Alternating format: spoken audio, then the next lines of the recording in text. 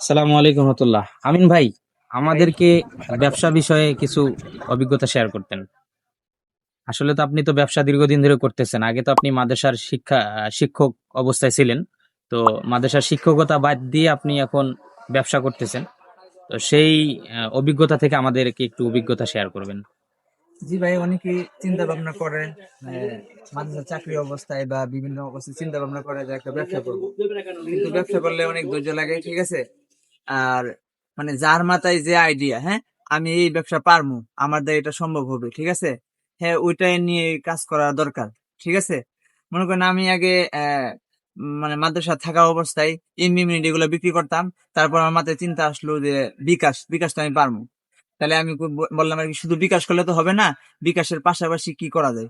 তাহলে বিকাশের পাশাপাশি মনে করেন এই যে আয়রনের কাজ করা যায়, ঠিক আছে। আলহামদুলিল্লাহ। যদি আপনারা করতে চান এরকম চিন্তা ভাবনা করেই করতে হবে।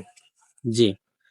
তো আমরা অনেকে আপনাকে মানে কমেন্ট করে জানতে চাই আপনার ব্যবসায়ী সম্পর্কে। তো আপনি এখন কি এই ব্যবসা করে কি আপনি কি এখন সফল ব্যবসায়ী? জি আলহামদুলিল্লাহ, এই ব্যবসা করে আমি মোটামুটি আলহামদুলিল্লাহ ভালোই আছি। মোটামুটি বলতে সকলেই ধরা যায়, ঠিক আছে। আপনার এখানে কি কি সার্ভিস? আমার এখানে মনে করেন বিকাশ, নগদ, রিচার্জ সব ধরনের এগুলো, সব ধরনের সার্ভিস আছে। তারপর মনে করেন কাপড় কাপড় আর কি আয়রন করা হয়, তারপর মনে করেন ওয়াশ করা হয়। মানে এই ধরনের সব সার্ভিসই পাওয়া যাবে। আচ্ছা, আমি এখানে দেখতে পাচ্ছি একজন কর্মচারী কাজ করতেছে। তো আপনার টোটাল মোট কতজন কর্মচারী? আমাদের এখানে মোটামুটি মনে করেন কারিগর 6 জন কারিগর কাজ করে। মনে 6 জন। করেন আপনার দোকান কয়টা ভাই? আলহামদুলিল্লাহ, দোকান আগে একটা ছিল, এখন এই পাশে আরেকটা নিছি। মনে করেন মাশাল্লাহ। এক জায়গায় বসলে মোটামুটি পরে ব্যবস্থা হয়, আল্লাহ ব্যবস্থা করে দেয়। পার ডে কত পিস কাপড় আসে আপনার এখানে? হ্যাঁ, দুই দোকান মিলায় হয়তো 350-400 পিস আসে আর কি। 350-400 পিস। মাশাল্লাহ।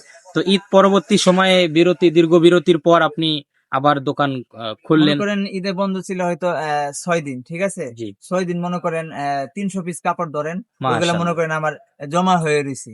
এখন জি। মানে ঈদ পরবর্তী দোকান খোলার পরে সব সব চাপ আর কি এখন পড়তেছে। ও আচ্ছা আচ্ছা, আপনার এখন আর তাহলে কি মনে করেন দিনে রাতে মিলে কাজ করতেছি, রাত্রে অনেকে নাইট করতেছে, সব মিলে কাজ করতেছে। মাশাল্লাহ, আপনার এই লোকেশনটা কোথায় আপনার? লোকেশন উত্তরা 10 নম্বর সেক্টর, 10 নম্বর রোড, 50 নম্বর হাউস। মাশাল্লাহ।